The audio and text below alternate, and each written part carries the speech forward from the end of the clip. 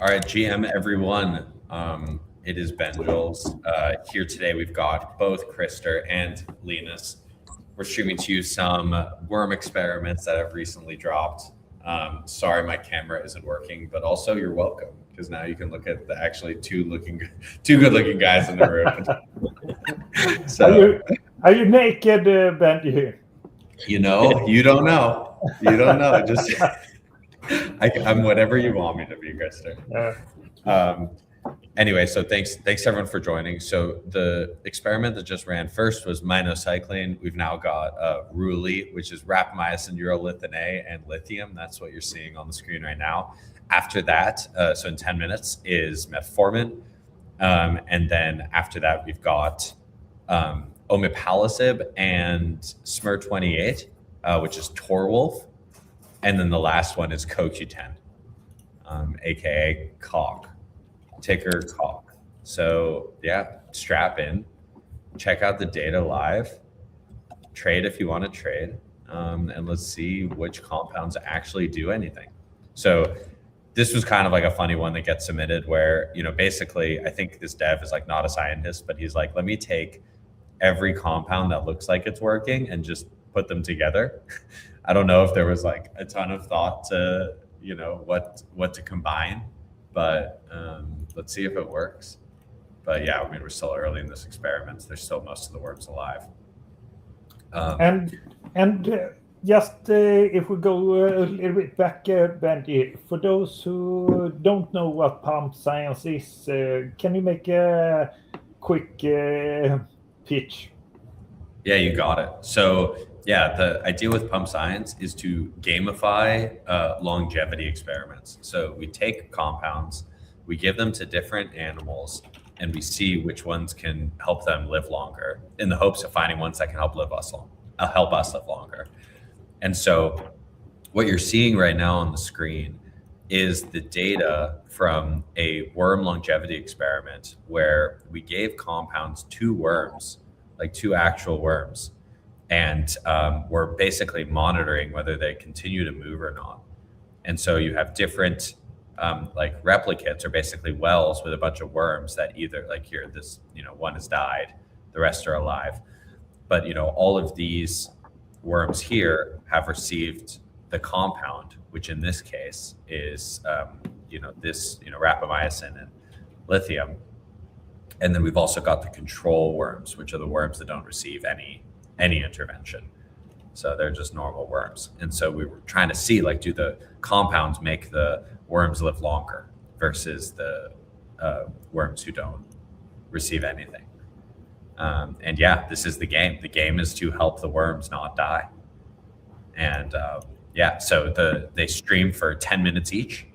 And really that's compressing, like many weeks. I think it's like 3 or 4 weeks of their lifespan into a period of 10 minutes. And so that's kind of what you're seeing on the screen right now, is like basically a rapid version of what has happened over 3 weeks, down into 10 minutes. And yeah, our goal is to see,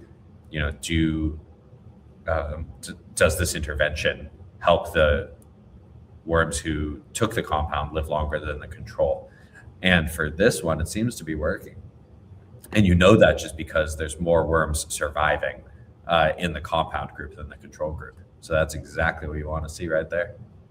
And anything with this, Krister? And the control group is the untreated group, for those who don't know what the control group is.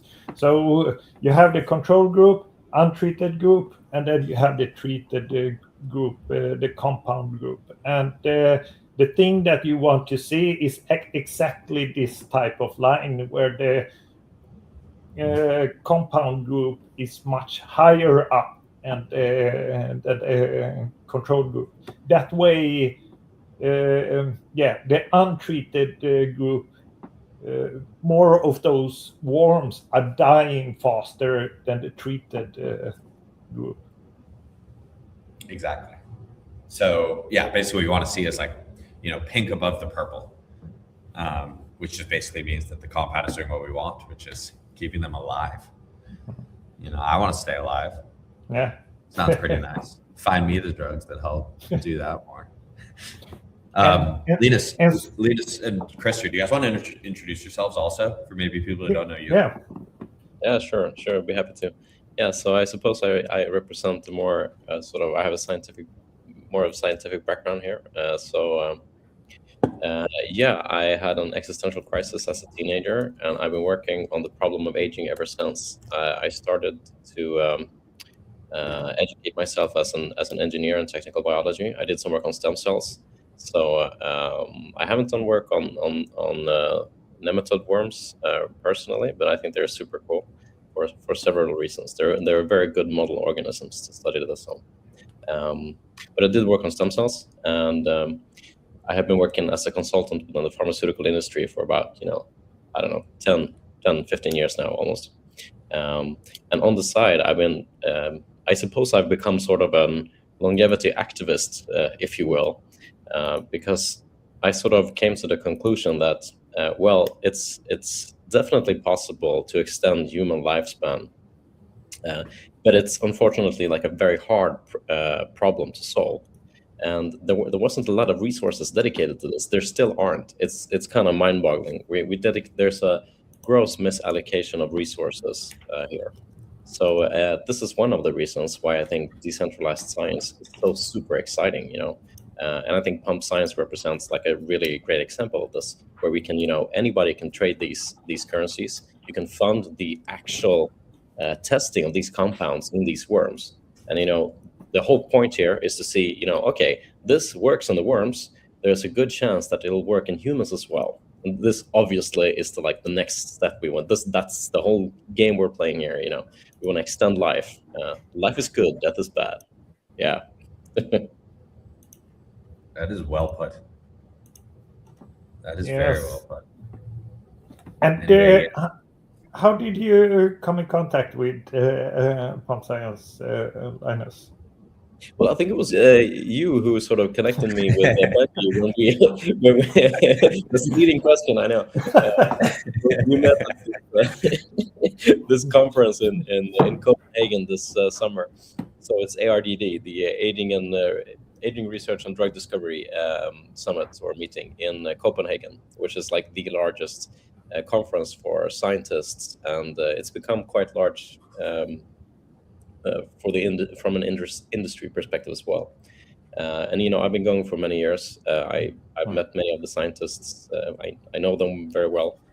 And you were there this year as well. So we sort of met up, and you told me about this sort of decentralized science thing. And of course, we had this. There was a lot of people in the space present, so I thought it was super cool. Yeah, I think there were quite many people from the DSci space on that conference, and I can highly recommend to visit that yearly event. It's in end of August every year in Denmark. So, and it's also one of the largest longevity conferences in the world, I think. So lots of great people are coming there. So I will visit that conference this year as well. So if someone is also doing that, just reach out and we meet there and have a talk. Totally. And it's super fun. Copenhagen is an awesome European city. It's like super beautiful, the architecture. And not to mention, there's an open bar at this conference, so you can have lots of fun, It's not be boring to fight aging, You can have fun at the same time. Yeah. Open bar at the anti-aging conference sounds about right. It's a good crowd, I'll tell you. Yeah. Okay. This looks Awesome. quite good result here on the combo, right? Yeah, it does. It worked great. 40%. Very solid. That's really good. Really, really good. I think that actually beat rapamycin alone, right? Yeah. I think rapamycin was 32. Yeah. Yeah. Very impressive. What compound beat rapamycin? I think it's rapamycin plus lithium. Okay. I think that is the combo. Yeah, so this one is a super interesting thing, and the thing, if I give some background around me, I'm the founder of the Rapamycin Longevity Lab, and our goal in the lab is to take mTOR inhibitors such as rapamycin to the next level. And this we do by, for example, combining rapamycin with other compounds to get even better effects than rapamycin alone. Because currently, rapamycin is one of the best longevity compounds which works in lots of different preclinical species, everything from yeast, worms, flies, mice. We also have some interesting data in primates and also in humans. There exists some limited data. So that compound is like the core of my lab, and yeah, with the combinational therapies, we are trying to really push the boundaries of human longevity and see if we can come closer to the state of radical life extension. So Amazing. Amazing. So outside of the compounds that you've launched with PumpdotScience, like what other initiatives does Rapamycin Longevity Lab have going? Yeah, that's a good question. We have worked with one of the largest mTOR modulator screening projects. So in that project, we're screening 601 mTOR modulators with goal to find better compounds than rapamycin. And the interesting thing there was that this project got fully funded early this year. So we will get that data around May this year. So that is super unique data, which we will provide to the longevity field, and it will be open data so that AI researchers, labs, and companies can build on that data and push the field forward. So Amazing. yeah. So what data is being generated? It's lifespan data mainly, but we also have some data around that we can take around movement and things like that. But yeah, the project is to deliver lifespan data. So that is the main goal. And what are all of the model organisms being tested right now? The thing with this project is that we start with worms, where we screen these 601 mTOR modulators, and after that we will take the top hit ones. I don't exactly know yet which one and how many we will take, but then we will go to flies and do a screening there, and after that we will go to mice. I think what you should do, here's my recommendation, is you should do a hackathon around all the data, because I feel like there is enough of it to where you could build a model. And so maybe you should basically withhold 20% of the 601 and let people build a model off of the data that you make public. And then, you have prizes for anyone who can predict the last 20% the best. And then the reason for that is then you can use that model to predict potentially even better modulators. That's an interesting thing. And I know Linus is doing something around a hackathon, right? Indeed, yeah. We just got funding yesterday for doing a hackathon in Stockholm. So Stockholm is one of the biggest tech hubs in Europe and in the world. Do you have a topic for that hackathon already? We don't. It's quite open. So we could definitely include. We are actively putting together now a list of topics and So we are definitely open for suggestions here.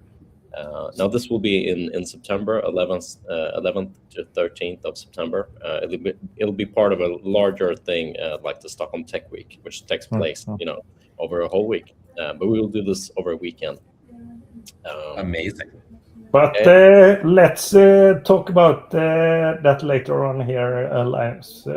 I'll see if we can squeeze something in there. I'd be super happy to include anything in the hackathon. Yeah, cool. Cool. All right. Metformin is starting here. Metformin is ongoing and it's looking pretty solid. There's 57% alive in the ones that received metformin, and 35% of the ones that didn't receive, or that received control. So like no metformin. So can you? Pretty good.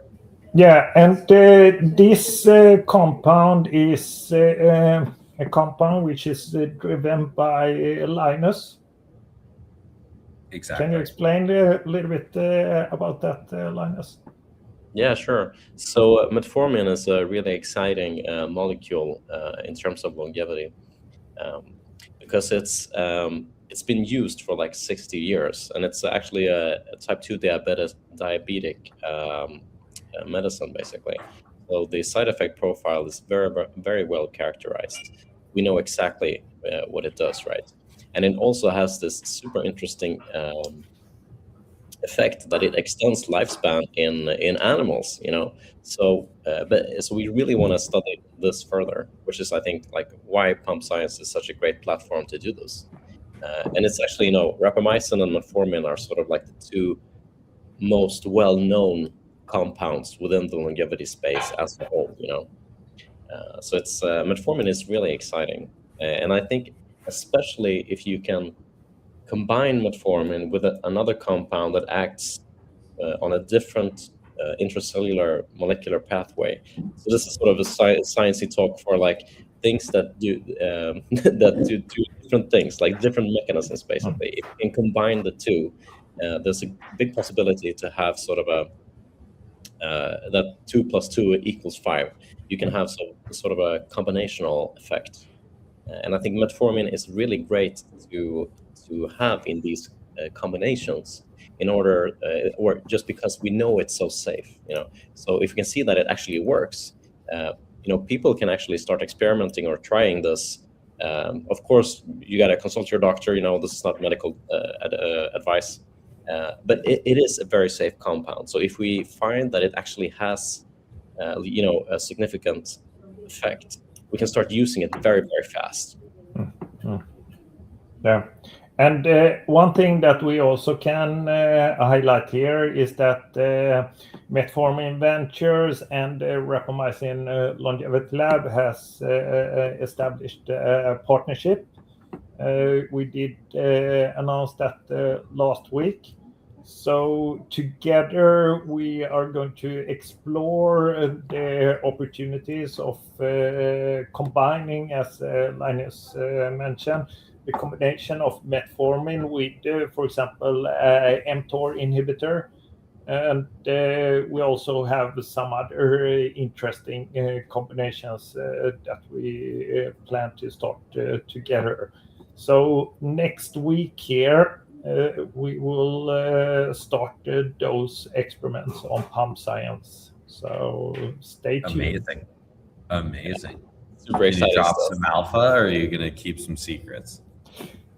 We can give some little bit alpha around the combination. The one combination that we will definitely look at is metformin and omeprazole. Omeprazole is the compound that the Rapamycin Longevity Lab discovered around 2 years ago, which had really interesting lifespan effects in worms, around 63% lifespan extension we saw as highest.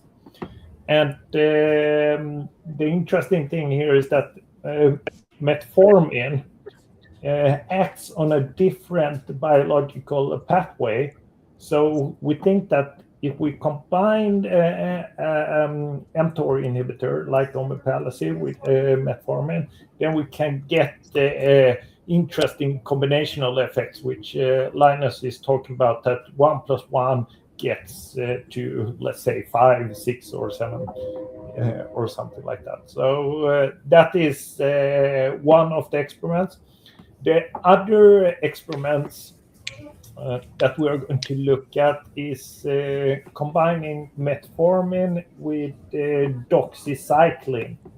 And doxycycline is an antibiotic and has good safety data in humans. It's a FDA-approved drug as metformin.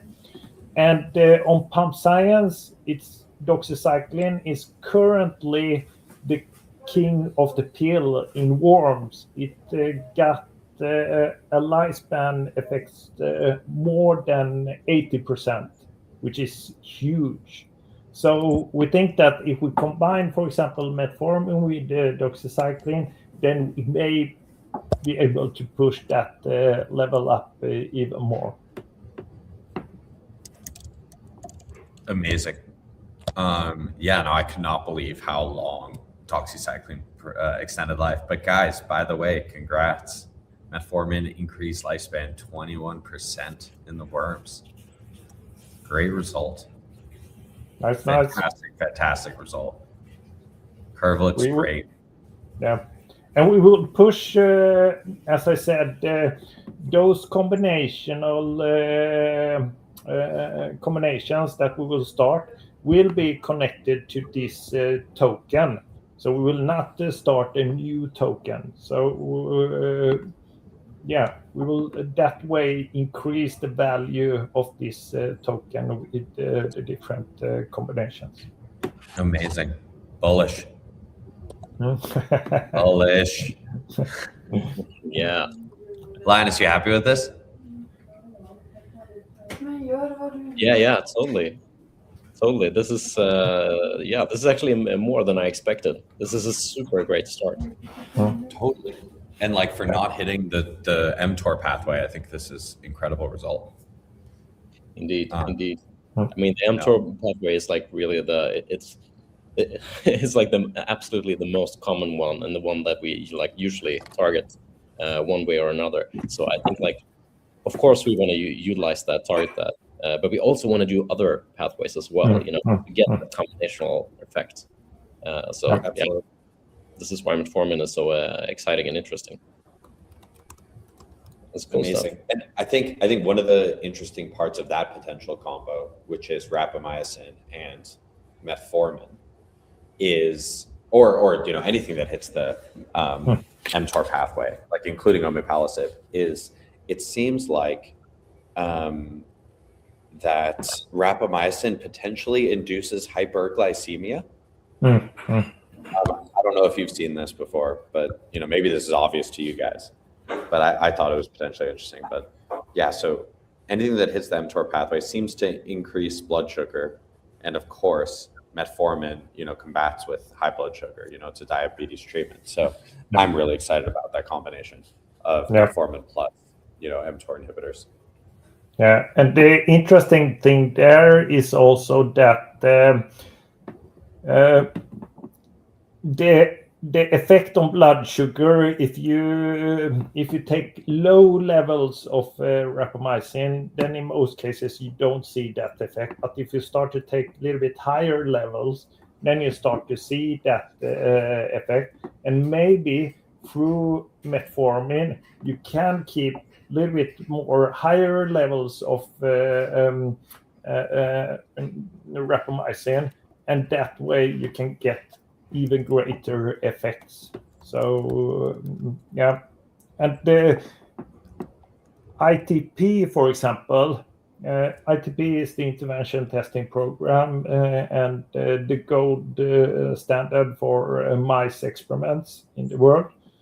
And when they combined, for example, metformin with rapamycin, they saw much bigger effect than metformin or rapamycin alone. So things point to that, metformin plus mTOR inhibitor most likely have some type of interesting combinational effect. Totally.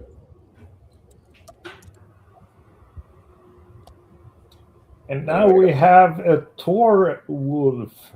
The Yeah. interesting, another interesting combination here. Yes. Maybe we can give a little bit background around SMER28. That is interesting compound which is driven by the Raptor team. And that compound is a autophagy activator. And what is autophagy? It's a little bit simplified. It's about cleaning up garbage in the cell. That's what autophagy is about. So in this combination, Torwolf is combining autophagy activator with omeprazole, which is mTOR inhibitor. So let's see what type of interesting effect we get here. Yes, I'm currently debugging to make sure that Okay. Yeah. everything is working. It should be. Check again. Yeah, one sec. Give me a sec to fix this. And Linus, you are also driving one other event. You're like the event organizer in Sweden here. I think one great event, world event that you are driving now is around longevity funding. Can you talk a little bit about that? Yeah, sure. Actually, this is super exciting stuff. We just announced it like 2 days ago. So we are doing in-person rallies outside of like political institutions all around the world. So what we're basically doing is like a demonstration. Actually, I got a website. I don't know if we can post it somewhere. Here, do you want to just share your screen and show? Yeah, sure, I can do that. No problem. Let's see here. Share screen. All right. Okay, cool. So it's called Fund Longevity, and it's exactly what it says. So it's a global rally for life extension. So this is a picture of me and Andre standing outside of the Swedish Parliament here in our capital in Stockholm, and we are going to do this in multiple cities on April 8th. And this is something that anybody can join, because we are doing a live stream as well. So if you happen to be like in a city where we are not in person, you can still join the live stream. And the live stream is going to be super, super cool. We have Aubrey de Grey. We have, some of the leading scientists and industry leaders within this field joining and giving short updates on their work. And they will also give very concrete advice on, like, if you want to do something to actually contribute to stopping aging and make sure that we don't all die, which is the goal here, you will be giving a lot of opportunities to do so. And we have a lot of cities, we have, as you can see here, we have Amsterdam, Berlin, we have Brussels, we have, I'm going to try to pronounce this now, Ljubljana. Where is that? It's in Slovenia, Okay. next to Italy, and of course we have we have London, Madrid, Paris, Rome, all the major capitals, Stockholm and Tel Aviv as well. Tel Aviv we'll see if it's possible to gather outside in that location. Hopefully the geopolitical situation is better. Wow. And we have some featured organizations that we think are doing wonderful work within the space. Of course, Vitalism, the Longevity Biotech Fellowship, Swedish Longevity Cluster is my organization that I founded. Levity Heals, Open Longevity, lots of different great organizations that I think, most people don't, perhaps, they really care about aging, and they want to do something, but they're not sure how they personally can make a meaningful contribution. And, when I started working within longevity, like 20 years ago, it was really hard to know what to do. But today there's a whole ecosystem of, super great organizations that are doing awesome work that you can, contribute. You can actually do something. There aren't a lot of people trying to make a difference here. So like you can actually have quite a big impact here. Yeah. And we have lots of people. We're trying to add them as soon as possible. We have Patrick Linden, who's a famous author, and lots of great people. If you're in the space, perhaps you've come across Jose, which is the super epic engineer, economist, futurist. So we have lots of great people. And yeah, I think this is going to be super awesome. We will meet up, and it'll be quite fun.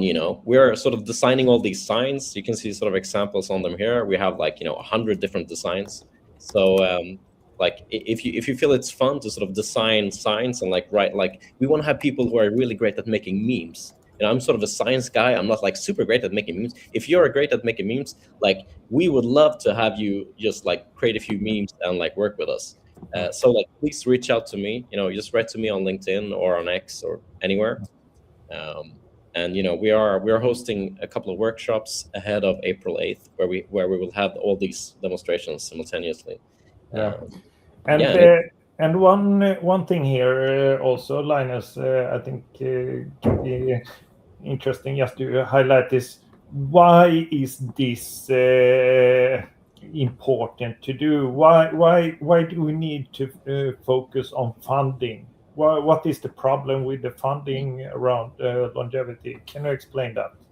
Yeah, sure. Okay, so this is super important. Look, guys, we are not on track to solve aging within our lifetime. Okay, it may happen, but it's I've been working in this space for 25 years.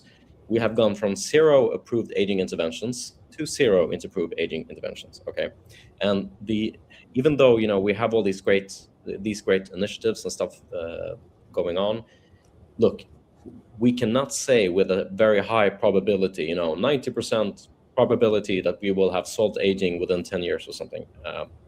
That is we are not on track. But the thing is, we know it's possible to stop aging. This is the crazy situation we find ourselves in. And if we made a societal effort, if governments were to actually try to spend some significant amount of resources on basic aging research, funding current startups, and funding this ecosystem, and deregulation is super important, to make the drug discovery or drug approval process much more streamlined, and make it much shorter. And I think the pandemic really showed that this is possible. It doesn't have to take a decade. It could take a year, much shorter, months. It is possible if we have the will, right? But right now, people are just not aware that this is possible. So we gotta make people aware of this. So we're gonna stand outside of the parliament here in Sweden. We're gonna do it outside of parliament in London, in all these places, and we're gonna get this message across to the politicians. Number one, it is possible to stop aging. It's sort of like in climate science, where there is a consensus that it's the greenhouse effect is real. It's sort of the same within the science of aging, that no serious scientist who actually understand these issues say that it is impossible. Now they disagree wildly of when it's will we do this in 20 years or in 100 years? I mean, that's a significant difference there. And there are wild debates about that. But I don't find anybody who says that no, this is completely impossible. They may say, okay, it's practically impossible, but most of them do not consider okay, if we have 1% of GDP, And that's not an unreasonable number. 10% of GDP, that's an unreasonable number. Then we would have to, have maybe like shut down the schools, and that's unacceptable. People won't, that's unreasonable. 1%, that is doable. And if we can get 1% of GDP, I think there's a very high likelihood that we can get, significant treatments within a decade, and probably in a shorter time than that. And guys, this is very, very important. So we got to get governments sort of on board here. Yeah. And the thing is, I've been speaking to a lot of politicians here in Sweden, in Brussels, and in other places. They just haven't been asked. Okay, people haven't told them. So we just got step one is, okay, maybe try tell them, right? So this is kind of easy, and I think it's going to be so much fun. It's super great, meeting in person and just having fun, waving these signs around, just hanging out, taking a beer after work. I think it's going to be it's going to be super fun. Yeah. So guys, if you live in one of these cities, sign up. Go to the website, check it out. It's going to be super great. Yeah, and also if you're a company or organization, reach out to Linus if you want to support this initiative in some way. And one other thing that I think is also quite nice to highlight is that if we compare, for example, the funding to sick care and to longevity, how is the ratio there, Linus? Yeah, dude, this is crazy. This is like a pet peeve of mine. So the current sort of health system is sometimes sort of ironically characterized as a sick care system, because what happens today is that we don't do anything. We wait until you inevitably get age-related diseases, and then we try to sort of patch up the symptoms. We don't really cure diseases. Now, this is obviously a super stupid way to try to tackle disease, right? What we should do is try to target aging itself at the molecular level in order to prevent age-related diseases from occurring in the first place. Prevention is much, much more efficient than treating symptoms. But this is currently not the case. We are not doing this in any significant manner in any country in the world. I think US is really like the outlier in a bad respect in this regard, unfortunately. If you see okay, how many percentage points of GDP do the US spend on healthcare, and what are the outcomes? It's terrible. The return on investment here is super crappy.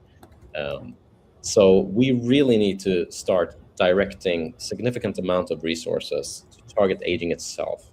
And I think there's a lot of low-hanging fruit here if you want to try to spin this in a positive light, because we haven't really tried to do this. We have this sort of sick model system. We view the human body as sort of natural, and it sort of tugs along, and then when something bad happens, we call that a disease. Well, I hate to break it to you, but age-related diseases, they will occur. It's 100%. If you live long, if you don't die of in an accident, you will get one or more age-related diseases. It's not a question of if it's a question of when. And also, we know that it's possible to cure this stuff. So we got to change this. Yeah, and one thing I also like to compare this with is that in the past, people were dying of infectious diseases in the early age, 30 or something like that. And if we would have accepted that, okay, people are naturally dying of infectious diseases, that's life. We cannot do anything about it. But then there were researchers who pushed the field forward and found a way to lower the infectious diseases in the big population. And now many people don't die of infectious diseases as they did in the past. So the thing that we want here is to take the next step and see, can we find a solution to eliminate and get rid of the age-related diseases? No one wants to get cancer. No one wants to get a stroke or Alzheimer or cardiovascular disease or something like that. Those diseases we just want to get rid of. So yeah, this initiative which Linus is driving here is to fund that research and push the field forward so that we don't die quite a nasty death because I have seen my mother, for example, die because of Alzheimer's, and I saw my father die because of cancer. My uncle died. My best friend died of cancer. So those diseases are quite nasty, and I myself don't want to die of it. I don't want my nearest people to die from it, and no, I don't want anyone to die from it. So yeah, let's try to get rid of those Totally. diseases. Totally, man. And this is personal, and it's and it's 100% legitimate to be motivated by that. Hey, I don't want the people I love to age, get sick, suffer, and die. Like, maybe we should try to do something about that. I mean, this is crazy. Of course, we should try to do something about this. Like, I sometimes get a bit frustrated when out and speaking about this. I give a lot of public speeches and talks about this. I'm like, hey guys, maybe we should try to like stop this terrible thing that's gonna get us all sick, suffer, and die. Everybody in favor, and they try to like. People start to rationalize why, no, but we need aging for the wisdom or whatever, it's going to be overpopulation, all these myths, all the serious scholars who have actually considered this is like, yeah, okay, geez, it's not going to be overpopulation. It's, and the natural fallacy, yeah, it's unnatural to try to stop aging. It's like, yeah, cancer in children is also very natural. All in favor, raise their hand. Okay, nobody's obviously. It doesn't matter if something is natural or unnatural. Yeah, exactly. Is the outcome. And also there, if we go back to the sick care, if you believe that living longer is unnatural, then you are against also sick care, and most people are not willing to remove sick care. That is a great point. When I sort of when you talk about cancer, people are like, "What, should we really try to cure cancer? Won't there be a risk of like overpopulation? People will live like..." It's like, dude, what the hell? I mean, next time that person is in the hospital and like they have an infection and they ask for antibiotics, I'm gonna be like, this feels pretty unnatural. Are you sure you want this? Yeah, that's maybe.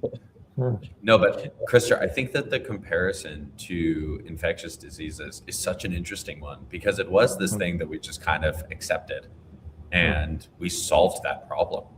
It wasn't an unsolvable problem, and nor does this have to be. It's just at the end of the day, it's physics, right? And we accumulate more entropy, and if we can slow that rate of entropy for longer, and figure out how to continuously reverse the entropy. How is that impossible? Clearly, if we can make new people as an older person, you can reverse the entropy, right? It might take a lot of energy. It might take a lot of breakthroughs, but if an old person can create a new person, then the information is there, then the ability is there. Yeah. And if we can solve infectious diseases, why can't we solve chronic aging diseases, right? Indeed. That's another common reaction. Yeah, you can't fight entropy, but it's like you're trying to break the second law of thermodynamics. It's like, well, in a closed system, entropy always increases. That's the second law. But exactly, the fine print there is in a closed system, and we humans are not a closed system. We add energy in form of food. So it's like, dude, that obviously is not a limiting factor here. And and this is a great point.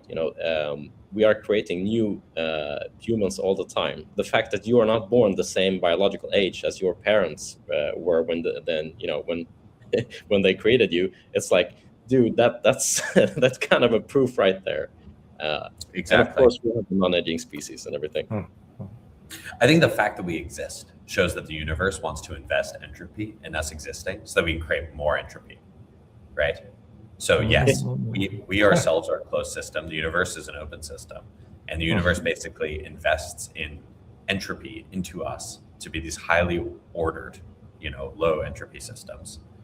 And yeah, I mean, like, we just have to figure out, basically, if you think about it, if we want to lower our entropy, then we basically are making an investment to the universe that we will continue to live and continue to burn energy and continue to increase the entropy of the universe if we lower our own personally, right? So that basically means that all people have to.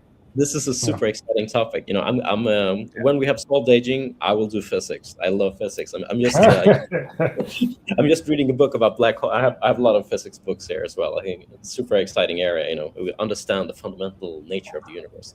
The heat death of the universe is a tricky problem. That one is probably hard to solve, but who knows? But let's start with aging, and we can exactly live happily for a few trillion years, and then we'll worry about that. We'll figure it out. Yeah, exactly. Yeah, one problem at a time. Yeah, I think as you point out there, the most important problem that we have now is to solve aging, and if we solve aging, then we free up lots of time so that we can focus on other problems. So, as somebody said, immortality first. Everything else can wait. Yeah. I don't like that term. Once we have immortality, we'll have time to solve all these other problems, and there will be more problems. Immortality is probably a better term. Guys, it's kind of funny, just to circle back to the infectious diseases. When I was a teenager, I visited Egypt with my family, as a tourist thing, and we looked at the pyramids and the Valley of the Dead, and we walked into these sort of tombs where the mummies were. And we had a guide who told me about this, and he's like, yeah, we looked at this mummy that we sort of excavated here in the Tutankhamun's grave, and we could actually, put it in a scanner, and we can conclude that this mummy, this person, died of smallpox, right? So this super ancient disease that has been with us for literally thousands and thousands of years, we humans solved, in the 80s. We eradicated that disease, which is like a triumph of humanity, and this should give us hope. This should give us confidence that we can address other biological problems that we have, other diseases. Yeah. Isn't that crazy that even the poorest person of today has basically a free treatment that not even the Pharaoh of Egypt could access? Totally, right? Right. So it's a sort of democratization of that science and technology offers. Really, it helps everyone. And this is why King Tutankhamun came into power at like age 12? Yeah. If you're a super geek like me, you can read the history of Egypt. It's like super interesting stuff. Yeah,